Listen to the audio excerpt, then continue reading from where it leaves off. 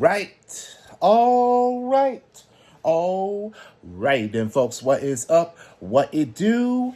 What it do? And welcome back again to another reaction video. Mighty Son here, or Mr. MA, or just Mighty Adventure, the multitasker, the one and only at your service. Okay, so as a conclusion, here's one episode, which this is the season finale of Death Battle that I forgot that it did premiere, that was yesterday, and that which I did receive of a notification, but I stepped out. But long story short, yeah, this is the grand finale, and this is the battle between the well-known of the two of the most popular card games of all time, and I'm referring to that is of the two main protagonists, which is Ash Ketchum versus Yugi Moto, Pokemon versus Yu-Gi-Oh! Yeah, the fact that it's such a worldwide that it was such a popular back then, and it still is that throughout all this time. And fun fact that I used to have a deck of Dragon Ball Z battle cards, and let's just say that it didn't go too well. So I suck at it. But it was worth it just to give it a little shot to it, even though that I was just a noob back then. So this is clearly that this has got to be of a fan service to have.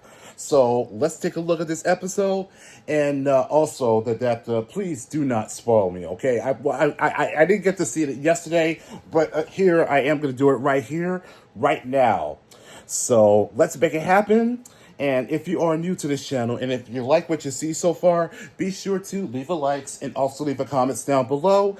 And if you have any requested videos, whether it be as a recommendation or a suggestion, and I'll be more than happy to do so for the sake of entertainment. And the key word to all of this is that making the best effort. It doesn't have to be 100%, but it is still the best effort that I could do for every single one of you out there, because this is what I love to do. Courtesy from yours truly, your friendly neighborhood reactor man, the soul of a Japanese brother man, the king of metal / metal reactor is what I do. And without further ado, it's time to react. Here we go. Right, Pikachu? Don't get ahead of yourself. Fly!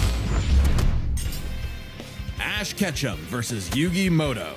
The biggest question from the playground. Pokemon or Yu-Gi-Oh? He's Wiz and I'm Boomstick. And it's our job to analyze their weapons, armor, and skills to find out who would win a death battle. Hello there. Welcome to the world of Pokemon. All the kids get their first one at age 10. If you don't sleep in like Ash Ketchum from Pallet Town. Ash wanted to be a Pokemon master, though he didn't really know what that meant yet. How about taking down your rivals to be the very best, like no one ever was? Better than Gary and his dumb groupies. Well, Ash knew he'd find his answers at the Pokemon League tournament. So Oak hooked him up with the electric mouse, Pikachu. And wait, he's your problem now, stupid. Pikachu was a lot. The new duo had a rocky start, but after an intense first day together, the rest, as they say, is history. 25 seasons, over 1,200 episodes, and the cornerstone of 2000s culture. Ash spent decades as a 10-year-old on the great Pokemaniac journey. We should note we are prioritizing the anime that Ash is from, which often differs from the original games that inspired it. Ash is equipped with tons of Pokeballs and an all-knowing Pokedex. That's also a Pokemon. But in a fight, Ash usually chooses Pikachu. Give the yellow-red enough voltage and you'll regret it. Even ground types that would be immune to electric attacks in the games can't stop what this Pikachu dishes out. Yet somehow Ash is just fine after repeatedly getting zapped by this same electricity. Over time, Pikachu learned Volt Tackle, Electro Web, Electro Ball, and Pikachu, use Thunderbolt! The perfect attack for outgoing flamboyant thieves and air balloons. Looks like they're blasting off again. So clearly the anime doesn't follow the game rules. Like when Pikachu shot himself with his own thunder while on Swellow, who you know, is vulnerable to lightning. But somehow they use thunder as a super armor. He even learned how to deflect attacks by just spinning really fast. Whee! Speaking of fast, Pikachu has intercepted lightning, but Quick Attack increases that speed even more. And his Iron Tail really pairs well with Ash's offensive style. The guy plays crazy, opting for big damage over stalling. Ash's style is so unusual that when a robot scanned his tactics, it exploded. As the great philosophers put it, if it works, is it still stupid? Ash and Pikachu's bond is magnetic and brought them new allies. Misty, Brock, Serena, just to name a few. Underneath the stubbornness and crispy bikes, they are loyal friends. Just like Ash's Pokemon. They're not just collecting dust in a shiny hunting box. Ash's League ID won't let him carry more than 6 at a time, but if he needs them, they'll all come running. Water types like Squirtle and Lapras are key in seafaring fights, and Ash can combine their water attacks with Glalie Ice Beam. One time, his Weasel got frozen while using Aqua Jet, which is fine. Now he's using Ice Aqua Battering Ram. Grass types like Bulbasaur and Torterra induce status effects and heal with Synthesis. But Sceptile's a menace. Yeah, so you got a big, scary Darkrai. Eat this Leaf Blade, Smeargle victim! Or that's what I would say if Tobias did an action replay of frickin' Latios. Give my man a win, 4Kids. Well, 4Kids just did the localization. They didn't write the show. They just get me heated. Almost as much as Infernape's Flare Blitz. Then I'll set my Inferno to overdrive, get my revenge, and Incineroar.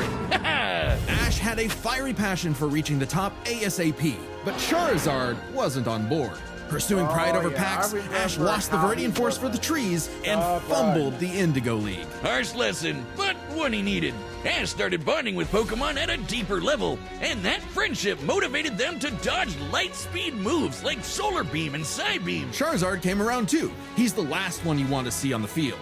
Even if you have a Blastoise like Gary, Ash will call for the most unexpected signature move. Seismic Toss! The people's elbow of Pokemon. Charizard's so strong, his flamethrower melts boulders. The Pokemon world is wild. Ash's Pokedex spells it out. Vanillix causes blizzards. Magikarp leaps over mountains and into space. Dusknoir pulls souls into the spirit world. Oh, and Pikachu cleared a storm as wide as an island. Gotta catch 'em all. Surfetch, Butterfree, Heracross, Scraggy, Lycanroc, Palpitoad, Torkoal, Snivy. With new regions, soar new flying types like Pidgeot.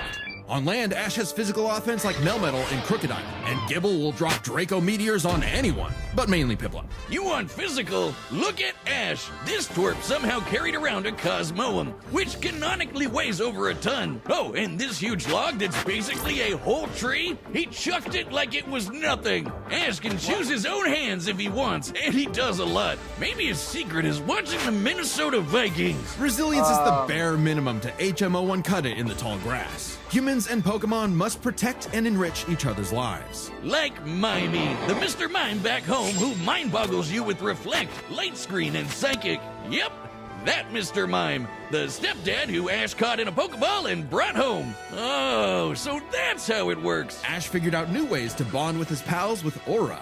It's a life force that interacts with souls and links Ash with Lucario. This Jackal excels at CQC and shoots steel beams and aura spheres. And with Mega Evolution, Lucario's power surges enough to defeat champion Cynthia's Garchomp. A Mega would have been handy at the Safari Zone when Ash accidentally caught 30 Tauros. And he keeps hugging them. Ash, they're bulls. Ash genuinely loves his little guys, but boy does it suck to see him lose the Pokemon League over and over again. Kid, just turn the hat backwards and lock in. Ash's strength is not in battle theory, but his nurtured bonds. He knows Pokemon feelings better than anyone.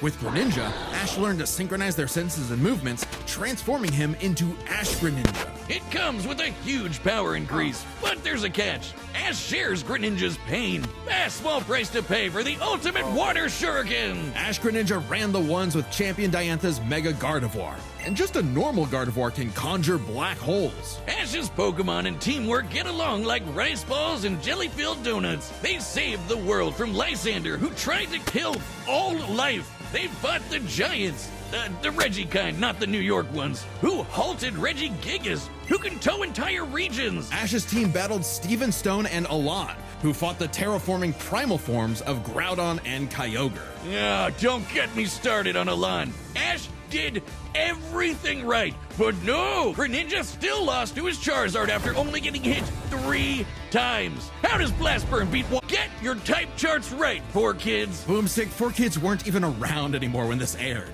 Regardless, after his loss at Kalos, Ash traveled to Alola and beyond to train. And thanks to some really delicious soup, his new Gengar Gigantamaxed. Kaiju Gengar! He haunts foes with G-Max Terror, or even swallows them up. I bet it smells nasty in there. Ash and Pikachu also scored a buff with their Z move. All they need is a power ring, some JoJo poses, and Thunderbolt will evolve into 10 million volt Thunderbolt! This Rainbow Lightning is their ace. You see this coming? You're cooked. Absorb electricity? Cooked. Fused with an Ultra Beast? Cooked. Ash journeyed so much that monsters from another dimension are nothing to him. Naganadel is a poisonous sniper, and Solgaleo is basically the Sun God, a legendary Pokemon whose Sunsteel Strike lights up the universe. Ash got a god in his bag for just being a nice dude. Smell you later, Gary. In fact, when Ash and friends band together, they can halt Dialga's Roar of Time. And Dialga literally controls the concept of time. Is there a legendary Pokemon he hasn't befriended? But it all started with Pikachu, so it was gonna end with Pikachu. In the Tournament of Champions, and Alon, Ash faced the #1 trainer. Finally, after 3,000 years, we're free! 4Kids, let my boy win! Yes! Sure. Ash did his best, and he had no regrets. Now free to hand over his torch to new bright-eyed trainers. Ash realized that, to him, a Pokemon Master was someone who was friends with every Pokemon. So he and Pikachu threw a stick in the air and walked the way it landed. Because in the world of Pokemon, the journey continues.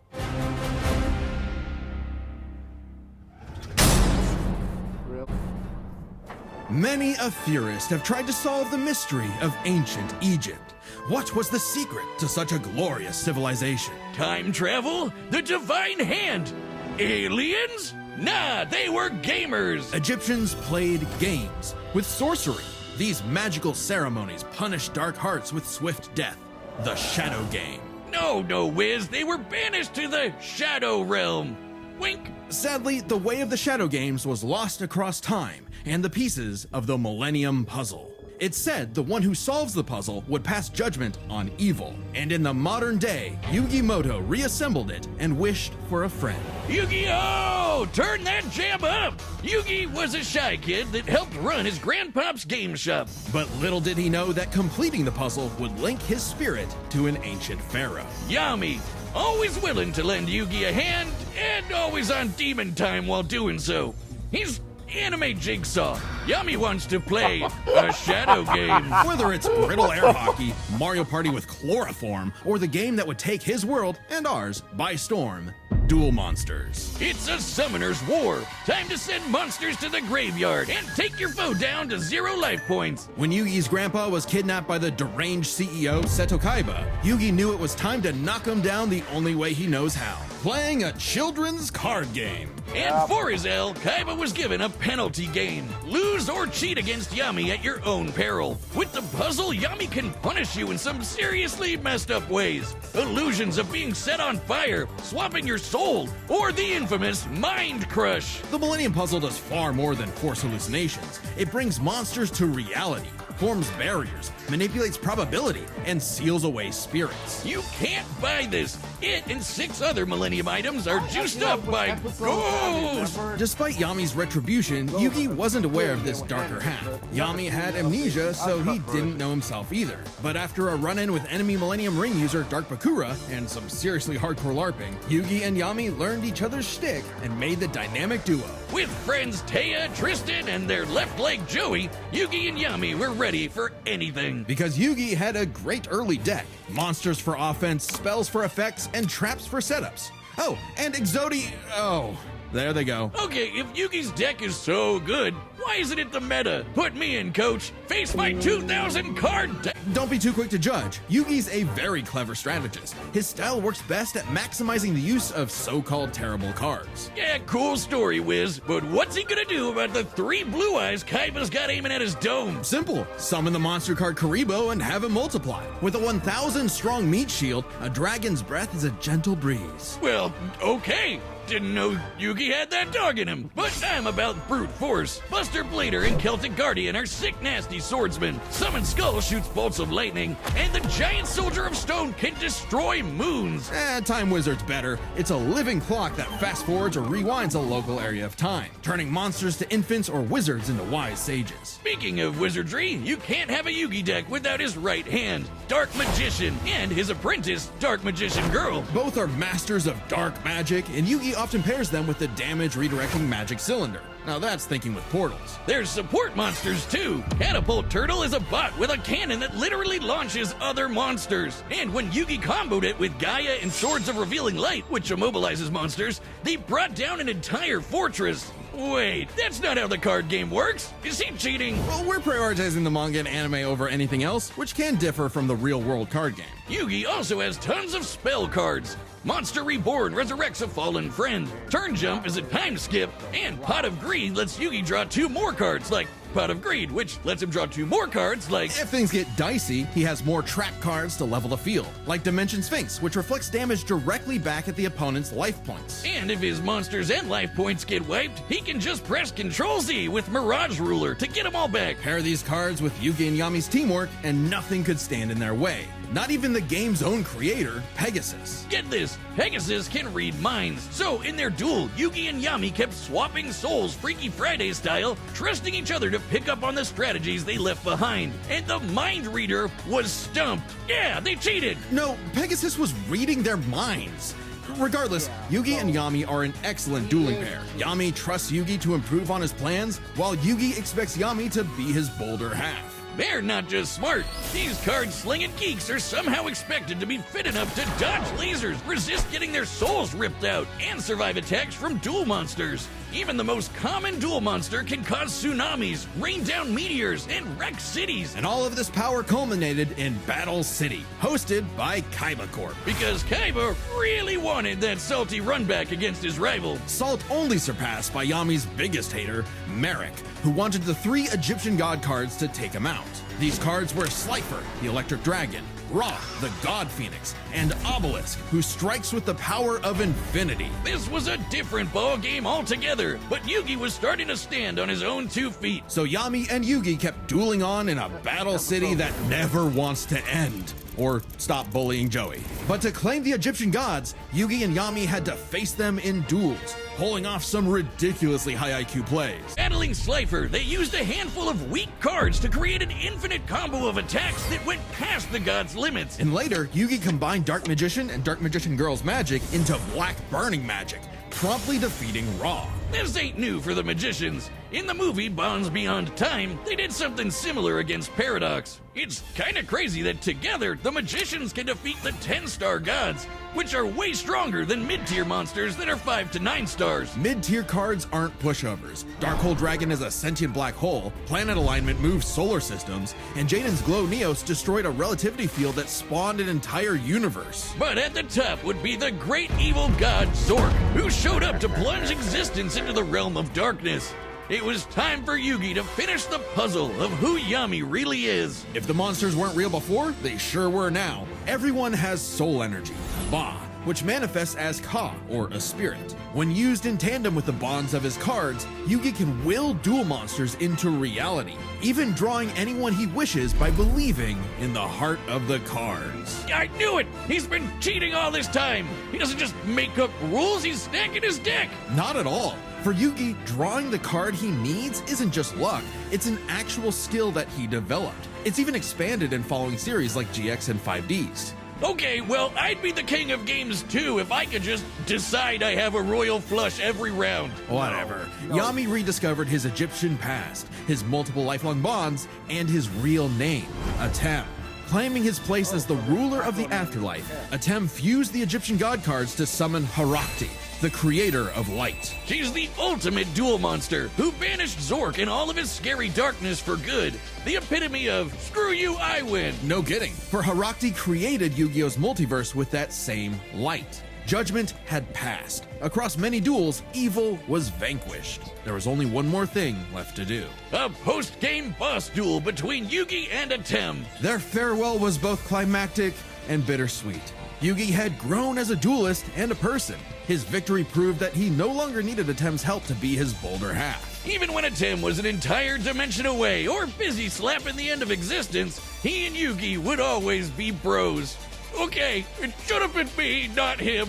I'm sorry I called you a cheater. I was jealous. You're so cool. Yugi moved on to a career in game design and passed the torch to future duelists. He would be remembered as the greatest duelist there ever was. Except to Kaiba, who tried to ascend to the afterlife to rematch Atem. Goes to show you that money can't buy you happiness, but it sure can buy you a sweet rocket ship. There will always be another story, another duel, another game. And you won't find yourself a better opponent than the king of games. Continue. All right, the combatants are set, and we've run the data through all possibilities. Before we start, let's lay some ground rules. We're treating this as a real-time fight, much like typical battles in the Pokemon anime and duels later on in the Yu-Gi-Oh anime. And given that the rules of Pokemon and duel monsters are clearly incompatible, we'll allow them to summon anything that's reasonably available to them. It's time to death battle!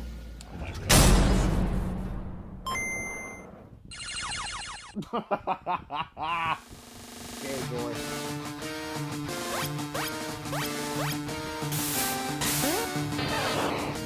We've been talking about the first episode.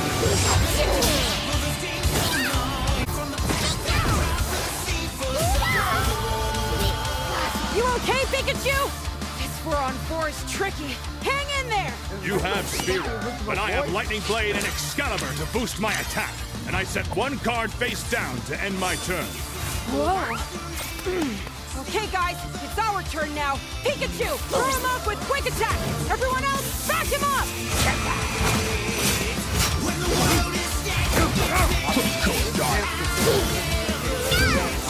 Great job! Now, Thunderbolt! Don't get ahead of yourself. You forgot about my face down card. Rise! Dimension Snake!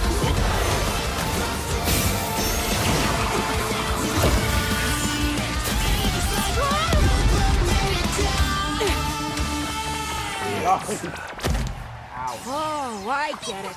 Good thing we brought them all, right, Pikachu? What do you mean, them all?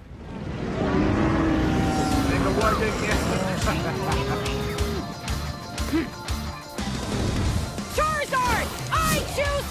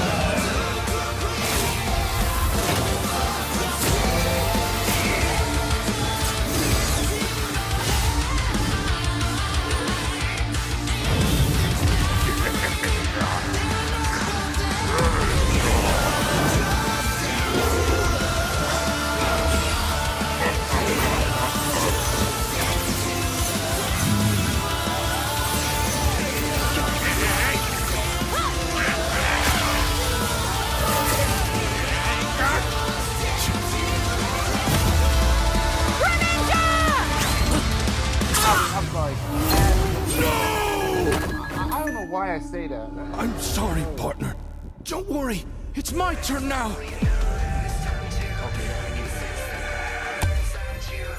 I just need to believe in the heart of the cards.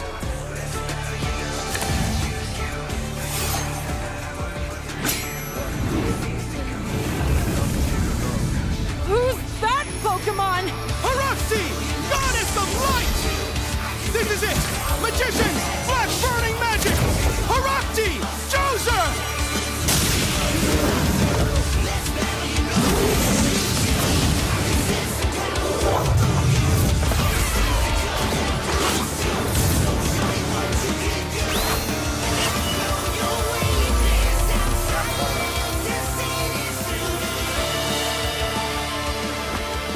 Pikachu, let's finish this.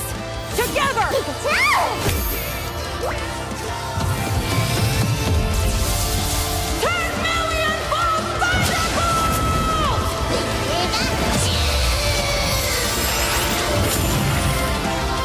You activated my trap card, Magic Cylinder! With it, I'll send your Thunderbolt back to attack your light points directly!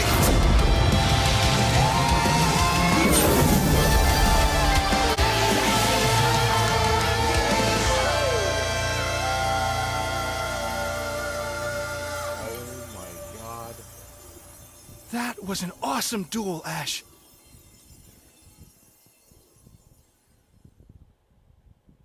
Oh, my childhood! Whiz, quick! I need your tears! We can save him! There's a lot to this, so let's break it down by experience, strategy, and monsters. Starting with experience. Both Ash and Yugi have risen to the top, beating the best of the best, and traveled all over the world. But Ash traveled more, was in more tourneys, and saved the world way more often. And despite what people say, he wins a lot. Even Atem's stint as the Pharaoh doesn't tip the scale, since he wasn't in charge for very long. Plus, Pokemon evolve over time, literally and figuratively. While Yugi's deck is obviously adjustable, the cards are unchanging, unable to grow like Ash's Pokemon. So Ash wins in experience, but when it comes to strategy, he's a wild card. He's skilled at improvisation and using the environment to win. Even machines cannot comprehend his tactics. But the same goes for Yugi. Gotta remember, Yugi and Atem's teamwork is second to none. They're masters at exploiting weaknesses, setting up tricks, and surprising foes with so-called weak cards. Both could likely adjust to each other's unpredictability, so a Dark Horse-style win was unlikely. But Ash's secret weapon is his bond with his Pokemon, boosting their power. I'm not just talking about Pikachu. His power of friendship invented an evolution for Greninja. That's crazy. Ash's trust in his Pokemon knows no limits. Silly as it may sound, Yugi trusts his deck in the same way. The heart of the cards is real, and Yugi is determined to support his monsters with spells, traps, and buffs. Look at his duels with Merrick and Paradox, where he bolstered his weaker cards to take down gods. With Ba and Ka, his bonds with his cards manifest them into reality, not so dissimilar from Ash Greninja. Yeah, Ash has aura, but he never mastered it. And specialties like Mega Evolution and Gigantamax, while awesome, only work with specific Pokemon. And since Ash focuses on offense far more than support, Yugi could control the pace of the fight with cards like Swords of Revealing Light and Magic Cylinder. But I know some of you are asking, what if Ash threw hands? The kid's strong enough to chuck trees and lift baby gods. Just punch him, man. Well, Yugi's similarly tough, and the Millennium Puzzle can make shields, steal ghosts, cast illusions, and mess with minds. If Ash actually tried to punch him, it'd be Mewtwo all over again. It's a close call, but Yugi takes the edge in strategy. So it all comes down to the monsters. Yugi had a slightly larger pool of monsters, but Ash's can clear out island-wide storms, fight terraforming beasts, and are stronger than the black hole summoning Gardevoir. However, Yugi's can rain down meteors, compete with larger black holes, and even the mid-tier scale to glow Neos, destroying that relativity field with a universe. And Haruxi created Yu-Gi-Oh's whole multiverse, surpassing even Solgaleo's Sunsteel Strike and Dialga's Roar of Time. And Yugi had more than just monsters on the field. Ash's strength was also his weakness. His power was evenly spread, relying only on his remaining Pokemon. If Mr. Mime faints, no more psychic barriers. If he lost Lucario, no more Mega Evolution. And so on. The longer the battle went, the less Pokemon Ash had. And he did not have a reliable way to bring them back. He doesn't carry revives on him, and even then, reviving Pokemon in the anime is entirely different from the games. Meanwhile, Yugi had cards like Mirage Ruler and Monster Reborn that could instantly recall powers he's lost. And he can, bend fate to draw whatever card he wants. And we didn't even cover them all. Really, Yugi's deck has no pathetic cards. Exactly. Yugi's versatility and power swept Ash's options, giving his monsters the lead. He just needed the right moment to knock Ash stone cold. That was a good attempt at a pun, Wiz. You might not think it's Pharaoh, but Ash got Yugi owned. The winner is Yugi Moto.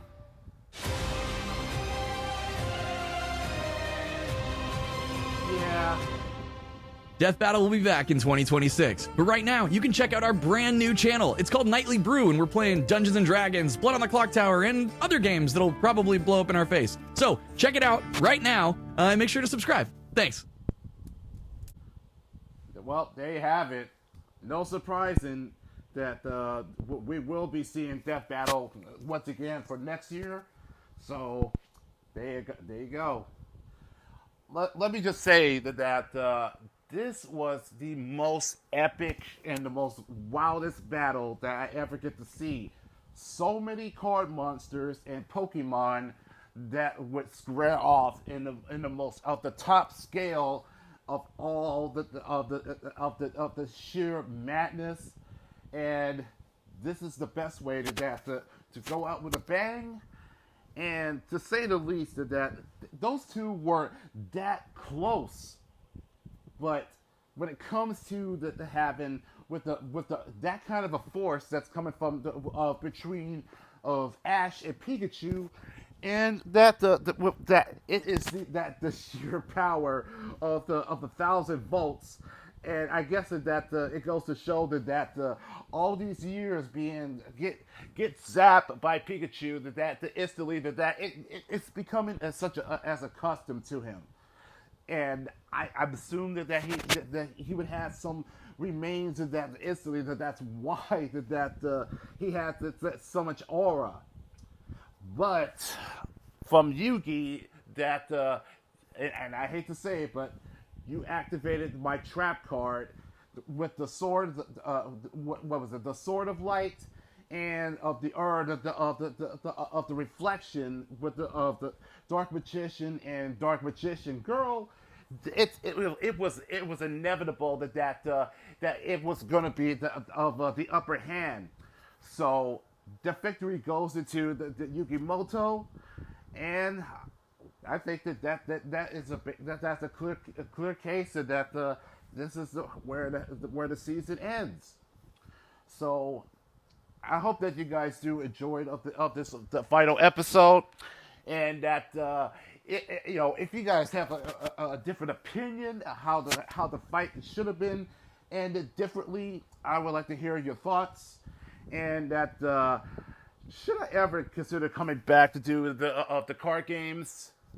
No, I think I'm good enough because I'm more for just being as a fighter type. So yeah, strategy is not my thing. But anyways, be sure to leave a likes and also leave a comments down below. Kenny Itar coming kudasai, and I'll catch y'all in the next video. So have a good night, have a good morning, and most of all, be blessed. Arigato gozaimashita, do itashi mashite. Same mighty time, same mighty channel. But take care and have a wonderful day and a beautiful night. Matane.